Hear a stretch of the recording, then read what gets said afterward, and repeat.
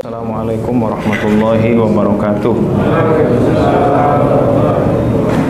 Alhamdulillah wassalatu wassalamu ala rasulillah wa ala alihi wa sahbihi wa mawala amma ba'd. Al-mukarramun wal muhtaramun, para kiai, para asatid, para ustadzat, para bapak, para ibu, hadirin dan hadirat semua, calon ahli surga yang dimuliakan oleh Allah Subhanahu wa taala. Alhamdulillah kita berjumpa lagi pada kesempatan kali ini. Mudah-mudahan pertemuan kita adalah pertemuan yang membawa keberkahan. Amin ya rabbal alamin. Hadirin dan hadirat yang dimuliakan oleh Allah Subhanahu wa taala, pada kesempatan yang lalu kita sudah melatihkan zikir ya. Sekarang kita latihkan lagi nih. Kita latihkan lagi zikir sebelum kita mulai ke kajian kita. Ya, makasih. Atau nanti kita latihkan zikir pas Isya aja deh, insyaallah. Pas Isya nanti habis sholat kita latihkan zikir ya, Bapak Ibu ya. Pada kesempatan kali ini saya ingin menyampaikan tentang rantai spiritual, di mana di dalam banyak sekarang nih YouTube-nya ya. Alhamdulillah. Ini udah 3 aja mic di badan ya. Nggak kalah sama TV One sama Indonesia aku. Sampai mana tadi? Nggak kalah ya. Ada sanad. Jadi kita ini punya sanad. Secara fisik, sanad itu ada sanad fisikal. Abdul Latif bin Muhammad Ahsan bin Datim bin Ahmad Warja bin Suryadilaga dan lain sebagainya. Sampai barangkali Sultan Hasanuddin barangkali gitu ya, dan lain sebagainya. Itu fisikal. Ada sanad intelektual, sanad keilmuan. Saya ilmu dapatnya dari pesantren As-Siddiqiyah Kebonjeruk. As-Siddiqiyah Kiai Nur Muhammad dapat dari Lirboyo, terus sampai Syekh Abdul Karim Riboyo, lalu dari Lirboyo pindah ke Syekhuna Khalil Bangkalan. Nah, dari Syekhuna Khalil terus itu namanya sanad keilmuan. Ada juga sanad spiritual. Abdul Latif ini mengambil ijazah Thariq Qadiriyah Naqsabandiyah dari Syekh Ahmad Shahibul Wafa Tajul Arifin Abah Hanom, Suryalaya. Tapi ini banyak yang abal-abal ya, yang di video-video yang viral itu, yang mengaku Suryalaya, Abah mengaku Suryalaya, malah bawa-bawa ke politik. Itu abal-abal tuh, nggak bener. Suryalaya nggak mau ditarik-tarik ke politik. Jadi apa dajjal lah istilahnya, Rasulullah lah. Itu nggak bener. Jadi kalau mengatasnamakan Suryalaya, membawa ke politik, itu berarti abal-abal. Nah, kalau Suryalaya enggak. Tapi ada wilayah lain mengatasnamakan Suryalaya, mengatasnamakan penerus Abah Hanom. Nah, inilah yang suka bikin aneh-aneh fatwanya itu, padahal itu tidak. Nah, kalau di Suryalaya sendiri orang tersebut nggak diakui. Di Suryalaya ini nggak kenal nggak sama yang di video ini yang viral, yang menyebut Rasulullah, yang nggak milih ini sama dengan Dajjal, itu nggak diakui di Suryalaya. Jadi kalau mau tahu di Suryalaya, datang ke Suryalaya. Kiai tersebut diakui apa enggak. Nah, itu ya. Nah, kembali saya dari Syekh Ahmad Shahibul Wafa Tajul Arifin. Syekh Ahmad Shahibul Wafa Tajul Arifin dari Syekh Abdullah Mubarak bin Nur Muhammad, beliau. Lalu dari Syekh Tolhah Kalisapu Cirebon, Syekh Tolhah dari Syekh Ahmad Khotib Sambas di Kalimantan, Syekh Ahmad Khotib Sambas, terus sampai ke Syekh Abdul Qadir Jailani, sampai ke Rasulullah, sampai ke Jibril, sampai ke Allah Subhanahu wa taala. Itu namanya silsilah spiritual. Jadi secara fisik kita jelas ada silsilah, secara keilmuan kita juga cari yang punya silsilah. Kalau cari ustadz katakanlah gitu, silsilah keilmuannya mana nih? Ini juga ada keberkahan tersendiri. Kayak Gus Ikdam itu yang dari Ploso, Beliau kalau bikin pengajian 20.000 jamaahnya. Kalau ada artis jadi 50.000 gitu.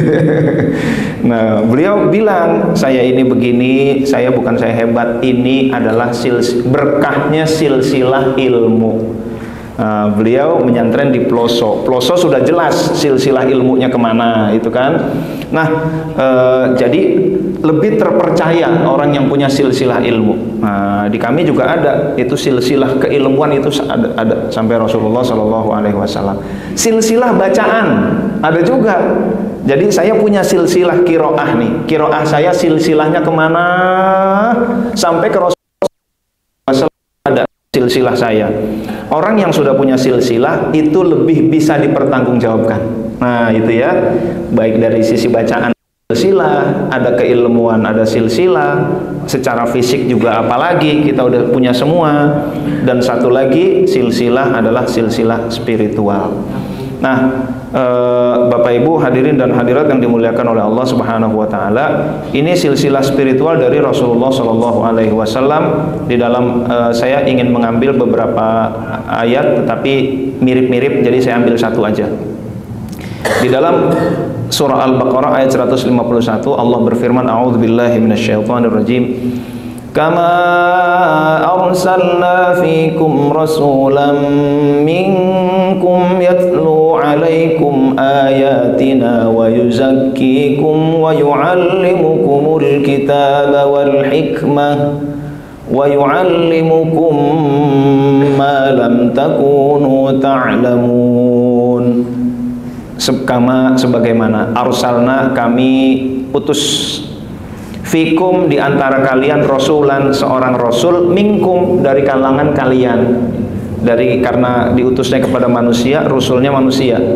Diutusnya kepada kaum yang saat itu mayoritas gak bisa baca, ya diutusnya rasulnya juga sama dengan mereka. Apa tugasnya? Saya langsung saja.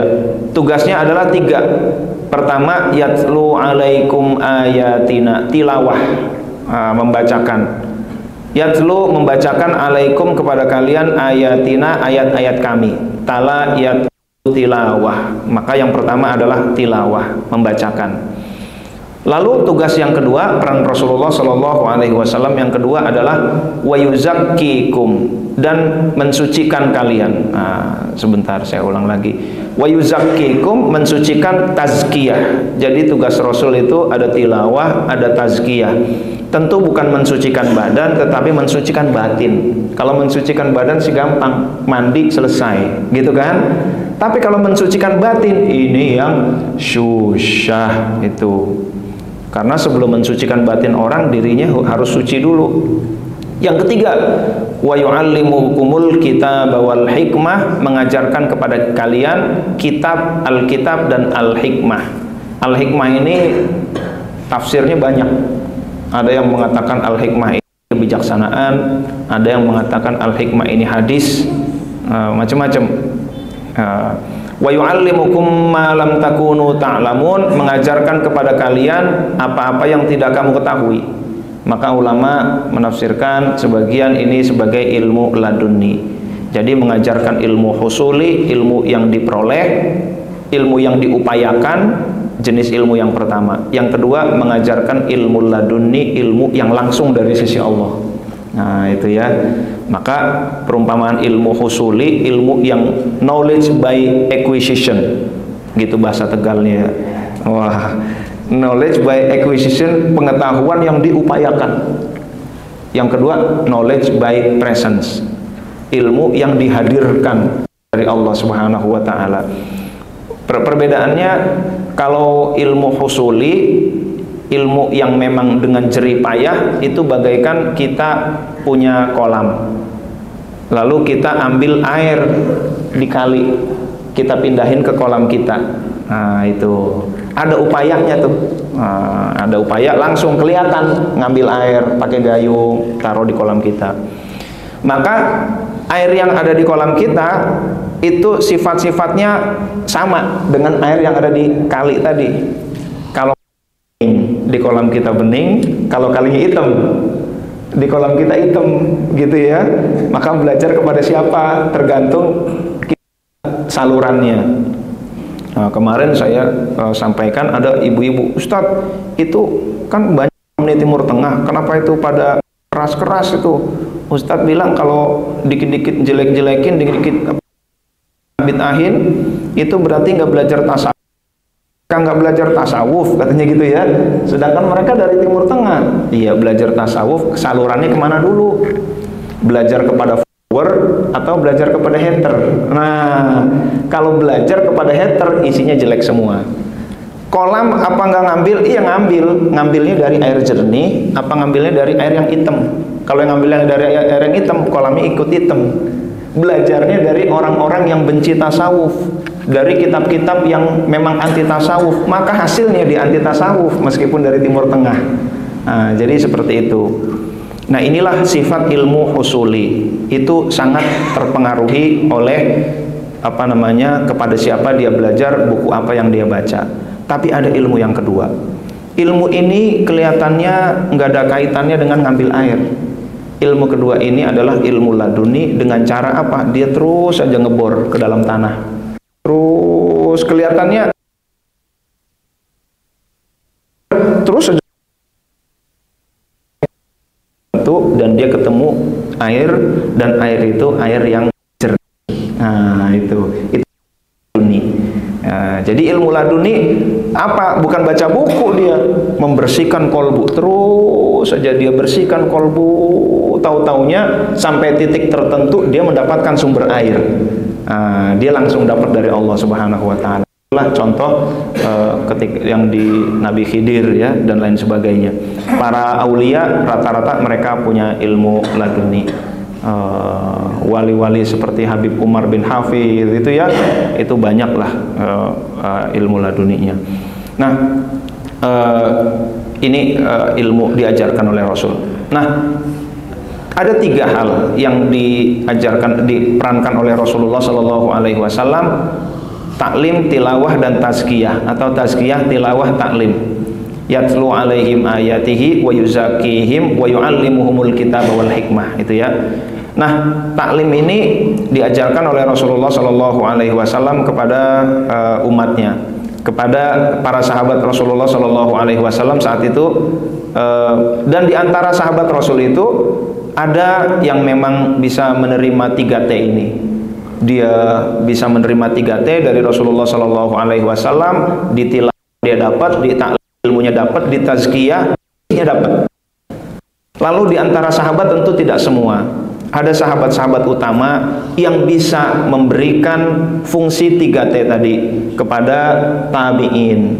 Dari tabi'in kepada tabi'in, terus dari Rasulullah diajarkan kepada sahabat-sahabat auliaullah. Nah, di antara sahabat ini tentu ada Abu Bakar Siddiq, ada Ali bin Abi Thalib, dan lain sebagainya. Salman Al-Farisi mengajarkan kepada tabi'in. Lalu di antara tabi'in ada Imam Hasan Basri dan lain sebagainya, mengajarkan kepada tabi'in. Nah, itulah ya, tabi'in terus sampai sekarang. Nah, ada 3 hal: tazkiyah, tilawah, taklim. Saya mau tanya, dari 3 hal ini, tilawah, majelis membacakan ayat, kira-kira banyak nggak? Kira-kira banyak. Yang kedua, taklim, majelis taklim, banyak nggak kira-kira? Banyak. Yang ketiga, majelis tazkiyah, apa enggak?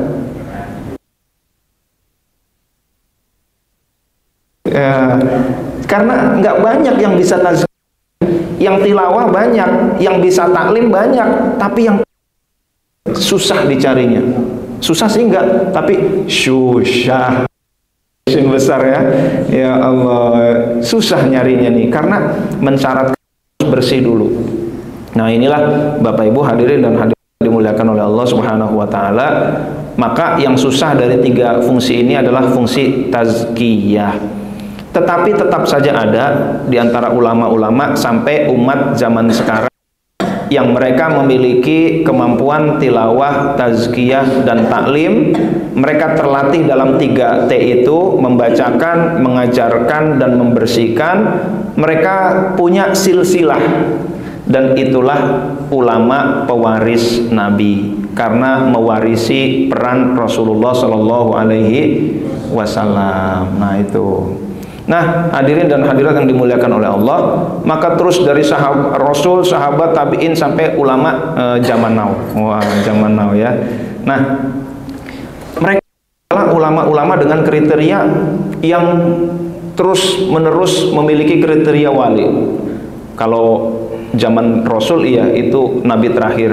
Tetapi setelah Rasul, orang memiliki kualitas spiritual tertinggi itu disebut wali. Nah, jadi yang bisa menyampaikan 3T itu adalah seorang waliullah.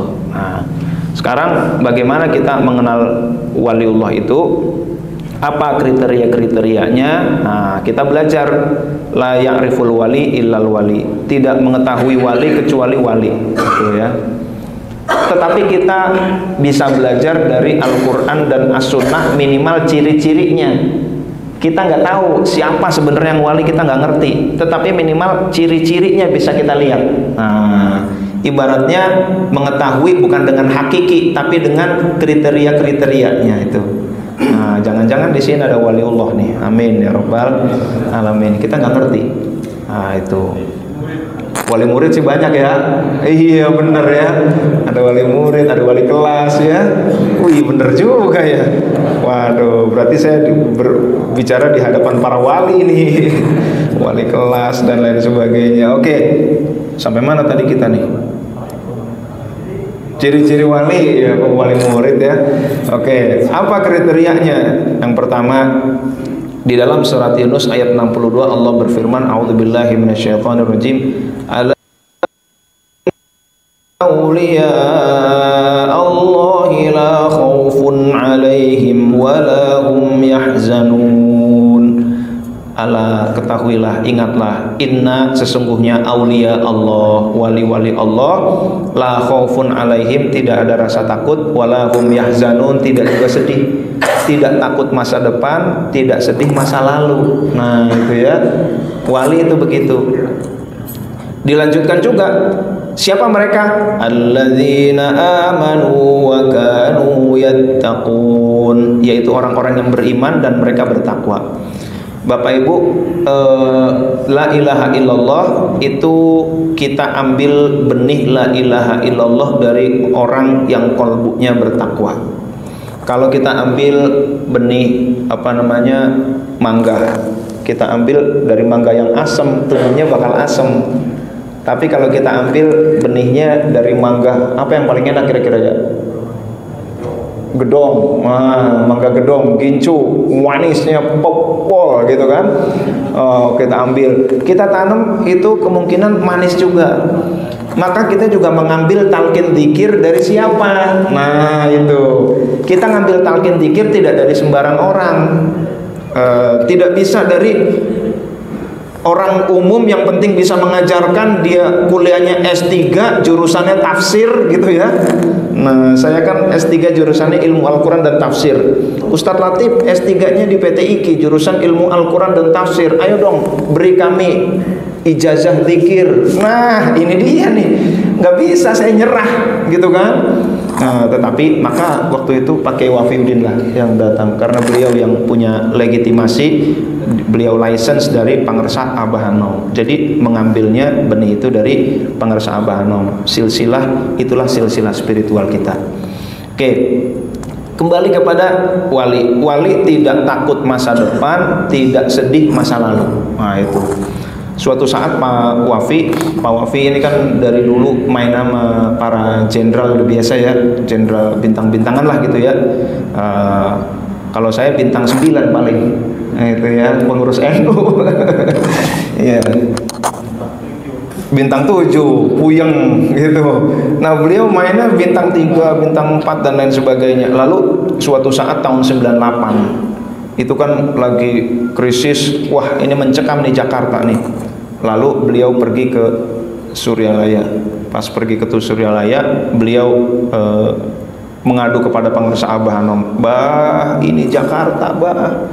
Saya tahu petanya, bah. Siapa bintang yang lari ke sini, siapa yang ke sini, yang sini senjatanya apa aja, yang sini senjatanya apa aja. Ini siap sebentar lagi pecah Jakarta, bah. Kalau Jakarta pecah, Indonesia gimana nih, Pak? Wow, ngadu. Abah Hanum diem aja. Dalam hati Pak Wafi, ngerti nggak ya kira-kira ya gitu ya. Masa sih nggak ngerti? Pasti beliau ngerti, tapi kenapa diem aja ya gitu ya. Akhirnya ngajak makan malahan. Ngajak makan, pas ngajak ngambil ikan dikepel-kepel, ditaruh di piring Pak Wafi. Kepel lagi, taruh di piring Pak Wafi gitu ya. Lalu gimana bah tentang tadi bah? Kita kerjakan saja tugas kita. Kata beliau, insya Allah ada rijalul ghaib. Kata beliau itu yang akan menjaga Jakarta. Kerjakan saja tugas kita, perbanyak saja zikir. Kata pengersabah begitu tuh. Enak banget. Padahal Pak Wafi ceritanya wah luar biasa beliau. Udah beliau punya pengetahuan di situ, beliau kemampuan menyampaikannya seru gitu kan. Tapi tenang-tenang saja pengersabah. Malah dikasih kita kerjakan saja tugas kita. Insya Allah ada rijalul ghaib, tenang gitu. Dan ternyata betul Jakarta aman. Suatu saat Pak Wafiq menghadap lagi ke pengarsa Abah Hanum. Lagi menghadap, lagi ngomong, tiba-tiba kebakaran di rumah beliau. Kebakaran di dapur gitu kan. Api kebakaran. Pak Wafiq serba salah nih. Ini kira-kira apa madamkan api apa gimana? Mau madamkan api tapi lagi diajak bicara sama Abah Hanum. Kalau nggak matiin api ini kayak songong apa enggak ya? Rumah guru lagi kebakaran. Ini serba salah nih. Aduh, gimana? Tapi kelihatannya Abah Hanum tenang aja tuh. Diem aja ngobrol. Dan kebakaran tetap aja ngobrol gitu ya. Ngajak ngobrol. Ini bagaimana sih? Tak lama kemudian padam begitu. Jadi memang waliullah itu memang enggak gusar.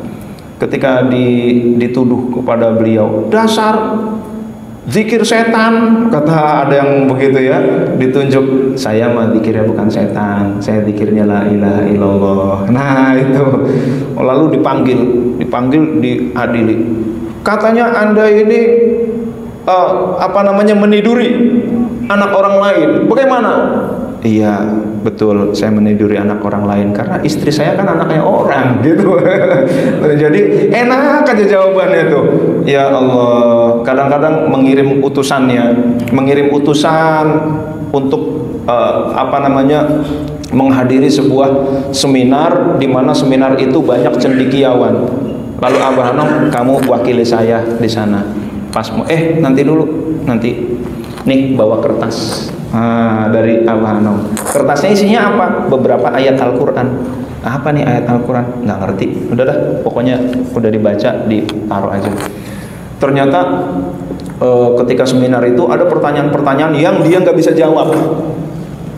Pas ini ada waduh, ini saya nggak bisa jawab nih, pertanyaannya berat banget. Oh iya, tadi coba kertas. Oh ternyata jawabannya ada di situ. Jadi memang tenang bener gitu kan. Nah itu Bapak Ibu hadirin dan hadirat yang dimuliakan oleh Allah. Jadi luar biasa kalau kita di dalam hidup kita ini, menurut saya nih harus ada orang dengan keimanan yang tinggi yang dijadikan pegangan oleh kita. Nah itu kalau enggak berat nih.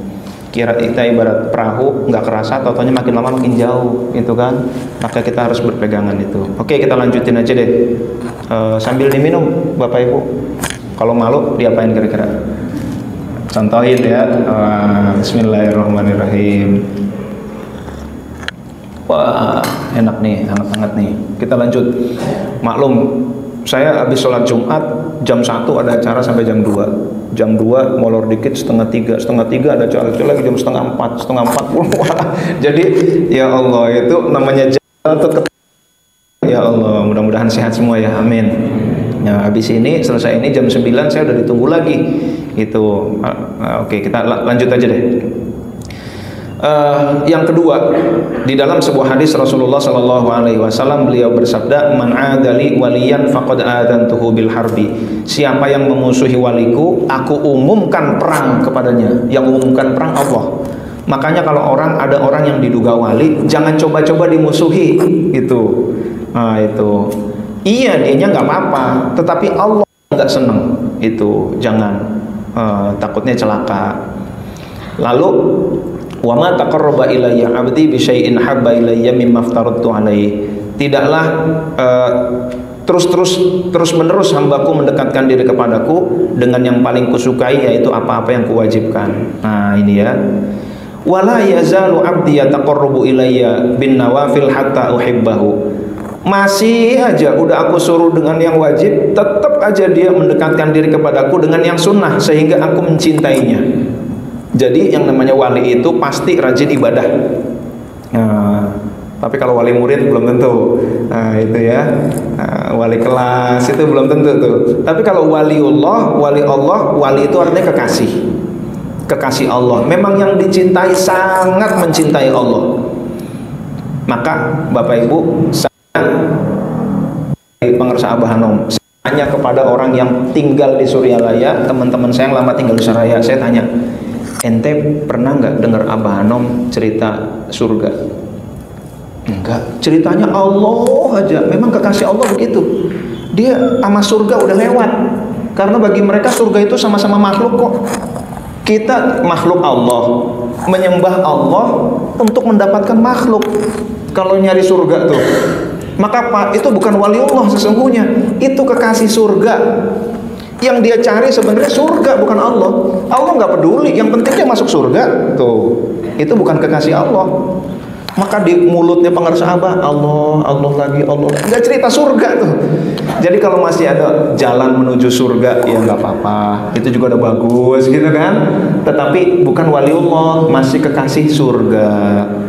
Ada lagi yang ibadahnya bukan karena surga, karena memang supaya hartanya banyak. Ini bukan kekasih surga lagi, kekasih dunia, lebih rendah lagi. Kalau waliullah itu dia beribadah kepada Allah hanya untuk Allah. Nah, jadi kekasih Allah ya, waliullah itu artinya kekasih Allah. Jadi ciri-cirinya gemar beribadah.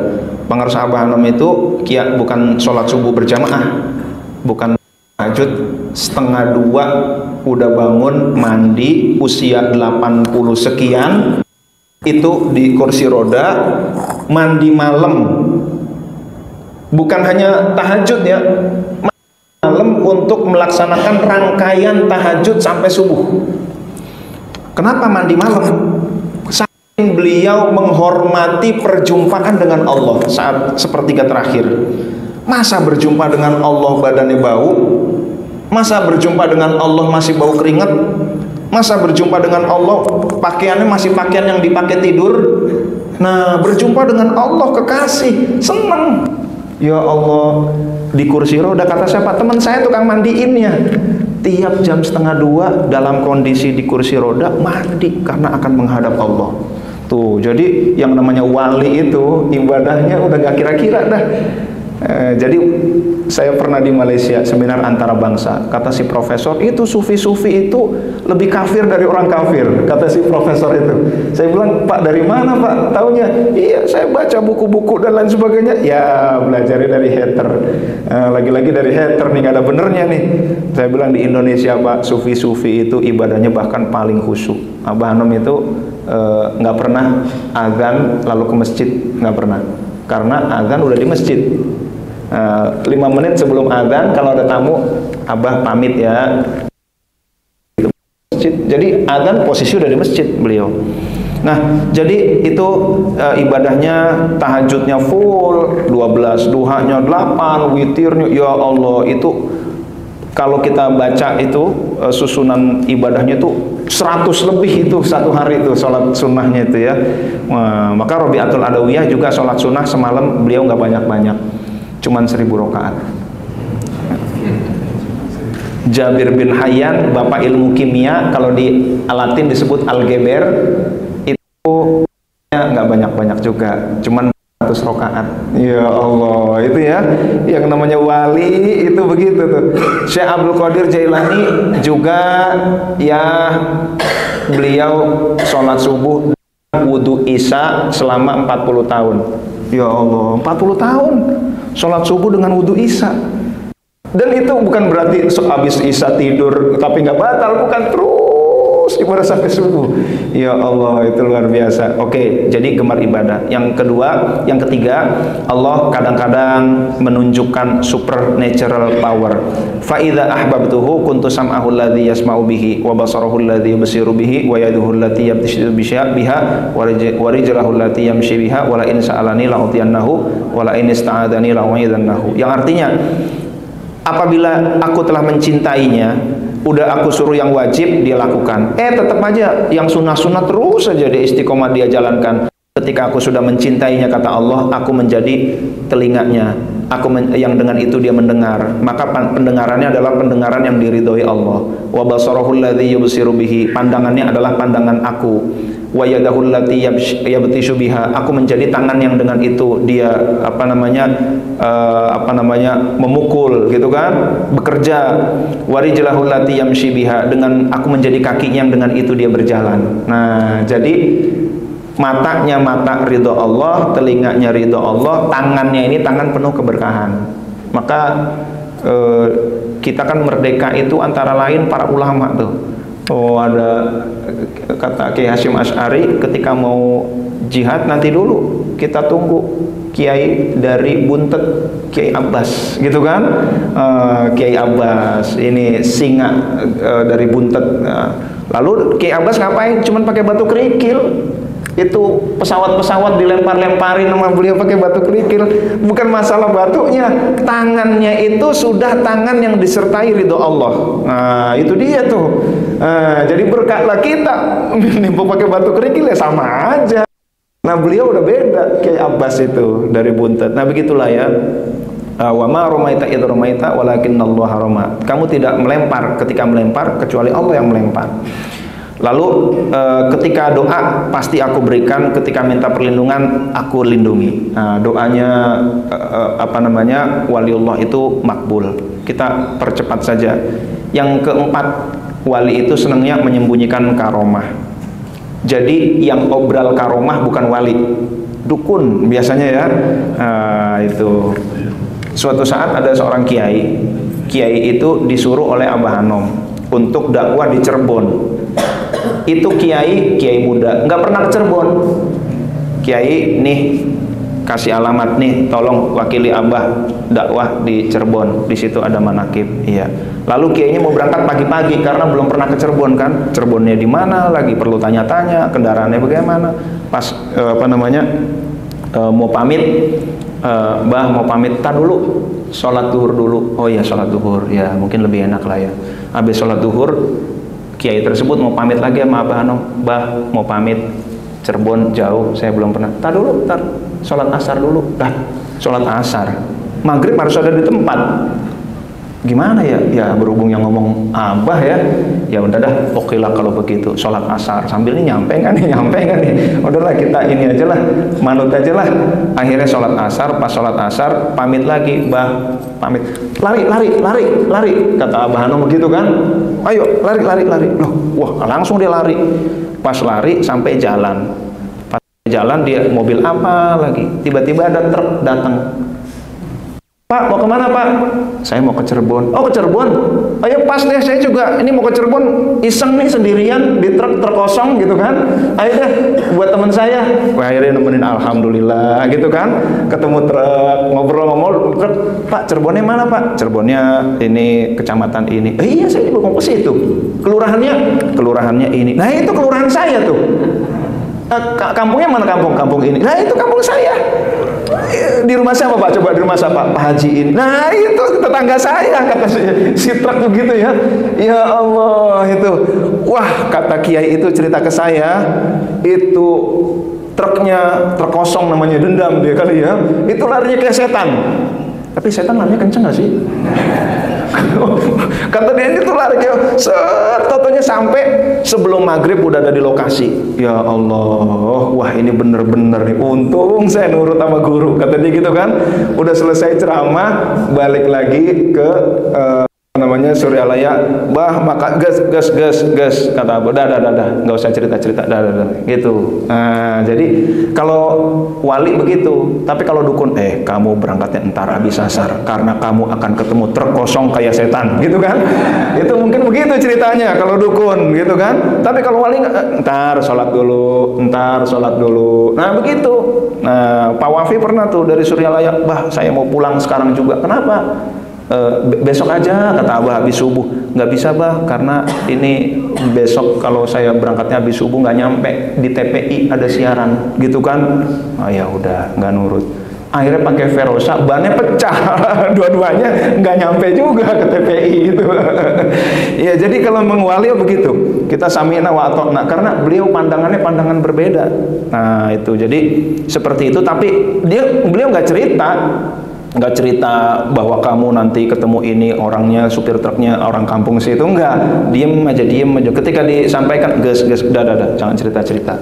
Nah, jadi maka ciri-ciri wali yang benar itu menyembunyikan karomah. Malu dia kalau karomahnya diketahui. Takutnya apa? Nanti dia merasa ujub, nanti dia merasa sombong, nanti diketahui oleh orang jadi ria. Dia takut banget tuh. Ada wali yang ketahuan dia wali, lalu dia minta kepada Allah, ya Allah ini aku sekarang udah ketahuan, ya Allah cabut aja nyawa aku ya Allah. Nah itu ya, jadi nih kartu nama karomah nih gitu ya. Kalau pengen karomah nih, wah nggak begitu, itu sembuh nih orangnya nyembuhin. Saya doain sakit, habis saya doain sembuh. Itu bukan wali, itu yang begitu tuh. Nah jadi begitu. Oke. Tapi kenapa begitu? Karena supaya tidak kultus individu, tetap kerja ya kerja gitu, supaya tidak menghancurkan peradaban rasional. Jadi nggak mengandalkan karomah. Udahlah kita nggak usah bertanam, nggak usah pupuk, nggak usah apa, minta air aja sama wali. Ya ini dia nih, jangan begitu. Oke kita lanjut ya, tauhidnya murni. Ini jam 7:04 ya, ini Isya ya, sedikit lagi ya. Oke deh, 2 lagi deh.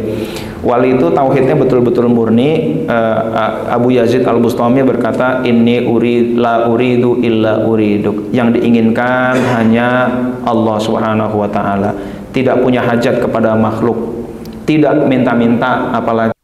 Lalu mengkondisikan juga enggak, saya mimpi umroh dipanggil oleh Rasul. Oh gitu Kiai? Iya.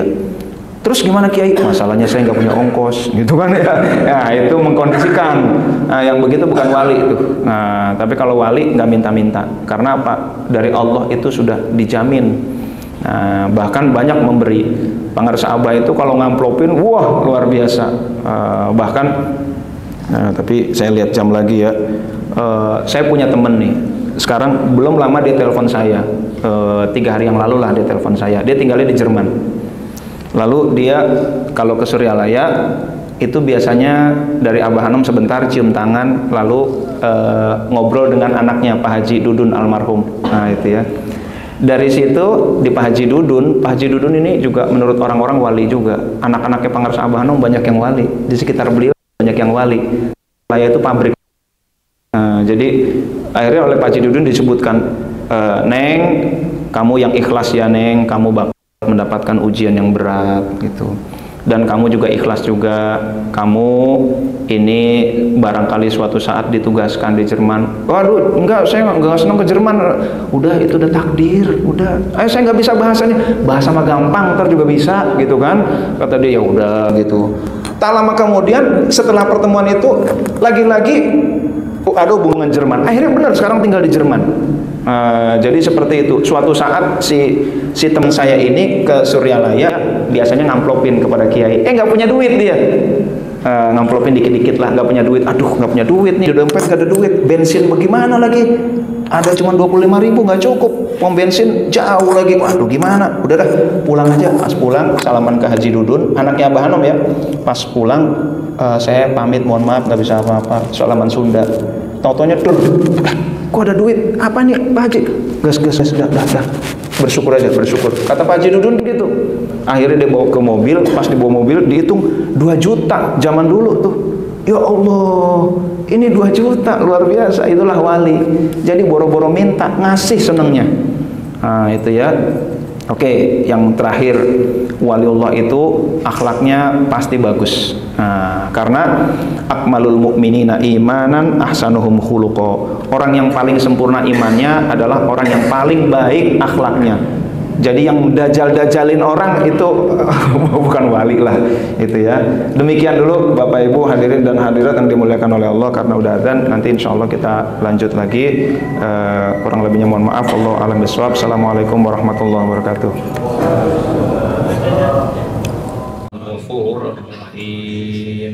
Astaghfirullahal ghafurur rahim. اللهم صل على سيدنا محمد وعلى آله وصحبه وسلم. اللهم صل على سيدنا محمد وعلى آله وصحبه وسلم. اللهم صل على سيدنا محمد وعلى آله وصحبه وسلم. إلهي أنت مقصودي ورضاك مطلوبي، أعطني محبتك ومعرفتك جمتك. لا إله إلا الله، لا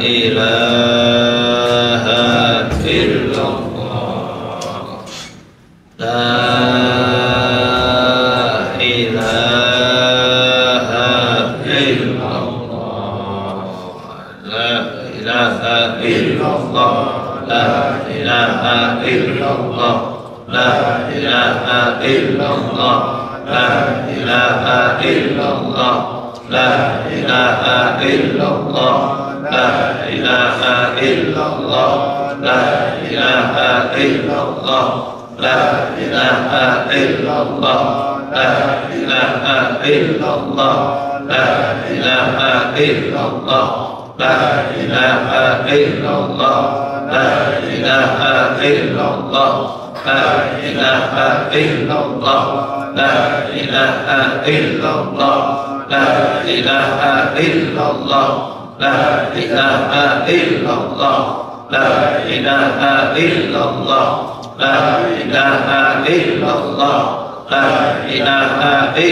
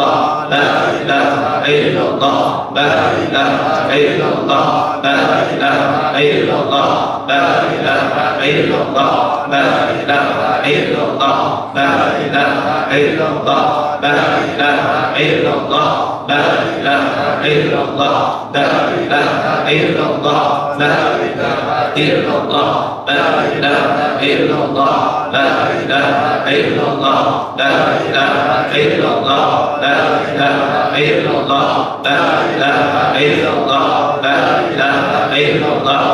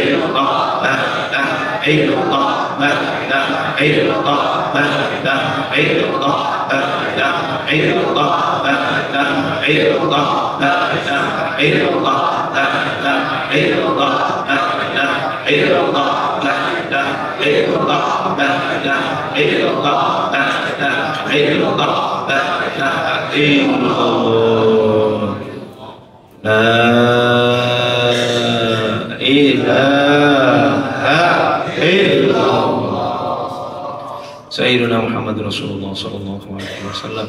Allahumma salli ala Sayyidina Muhammad wa ala ali Sayyidina Muhammad salatan tunjina biha min jami'il ahwal wal afat wa taqdi lana biha jami'al hajat wa tutahhiruna biha min jami'is sayyi'at wa tarfa'una biha 'indaka 'ala ad-darajat wa tuballighuna biha aqsal ghayat min jami'il khairati fil hayati wa ba'da al-mamat. Innal ladzina yubay'unaka innama yubay'una Allah yadullahi fawqa aydihim faman nakatha fa inma yankusu 'ala nafsihi wa man awfa bima 'ahada 'alayhi Allah fasayutihi ajran 'azima. Allahumma a'inna ala dzikrika wa syukrika wa husni ibadatik. Rabbana ighfir lana wa liwalidina warhamhum kama rabbawna shighara. Rabbana hab lana min azwajina wa dhurriyyatina qurrata a'yun waj'alna lil muttaqina imama. Allahumma la tusallit alaina bi dhunubina man la yakhafuka fina wa la yarhamuna. Allahumma iftah lana bi futuhil arifin. Rabbana atina fid dunya hasanah wa fil akhirati hasanah wa qina adzaban nar. Wa sallallahu ala sayyidina Muhammad wa ala alihi wa sahbihi wa barak wa sallam walhamdulillahi rabbil alamin. Ila hadratin Nabi Mustafa Muhammadin sallallahu alaihi wasallam wa ala alihi wa ashabihi wa azwajihi wa dhurriyyatihi wa ahli baitihi ajma'in. Syai'un lillahi lahumul Fatiha. A'udzu billahi minasy syaithanir rajim. Bismillahirrahmanirrahim. Alhamdulillahi rabbil alamin arrahmanir rahim maliki yaumiddin. Iyyaka na'budu wa iyyaka nasta'in ihdinas siratal mustaqim. صراط الذين أنعمت عليهم غير المغضوب عليهم ولا الضالين. ثم إلى أرواح أهل سلسلة القادرية والنقشبندية وجميع أهل الطرق، خصوصا إلى حضرة سلطان الأولياء غوث الأعظم قطب العالمين سيد الشيخ محي الدين عبد القادر جيلاني قدس الله سره، وسيد الشيخ أبي القاسم جنيدي البغدادي، وسيد الشيخ أحمد خطيب سمبس بن عبد الغفار، وسيد الشيخ طلحة بن طلب الدين، وسيد الشيخ عبد الله مبارك بن محمد، وحضرة شيخنا المكرم شيخ أحمد صاحب الوفاة تاج العارفين، وأصولهم وفروعهم وأهل سلسلتهم والآخذين عنهم شيء لله لهم الفاتحة. أعوذ بالله من الشيطان الرجيم. بسم الله الرحمن الرحيم. الحمد لله رب العالمين الرحمن الرحيم مالك يوم الدين، إياك نعبد وإياك نستعين اهدنا الصراط المستقيم صراط الذين أنعمت عليهم غير المغضوب عليهم ولا الضالين. ثم إلى أرواح آبائنا وأمهاتنا ولكافة المسلمين والمسلمات والمؤمنين والمؤمنات الأحياء منهم والأموات شيء لله لهم الفاتحة. أعوذ بالله من الشيطان الرجيم. بسم الله الرحمن الرحيم. الحمد لله رب العالمين الرحمن الرحيم مالك يوم الدين، إياك نعبد وإياك نستعين اهدنا الصراط المستقيم صراط الذين أنعمت عليهم غير المغضوب عليهم ولا الضالين آمين. أستغفر الله ربي من كل ذنب وأتوب إليه. أستغفر الله ربي من كل ذنب وأتوب إليه. أستغفر الله ربي من كل ذنب وأتوب إليه. اللهم صل على سيدنا محمد وعلى آل سيدنا محمد كما صليت على سيدنا إبراهيم وعلى آل سيدنا إبراهيم، وبارك على سيدنا محمد وعلى آل سيدنا محمد كما باركت على سيدنا إبراهيم وعلى آل سيدنا إبراهيم في العالمين إنك حميد مجيد. إلهي أنت مقصودي ورضاك مطلوبي، أعطني محبتك ومعرفتك. Tawajuh, pejamkan mata, arahkan ke dada sebelah kiri, tahan nafas, hanya ingat Allah dalam qalbu.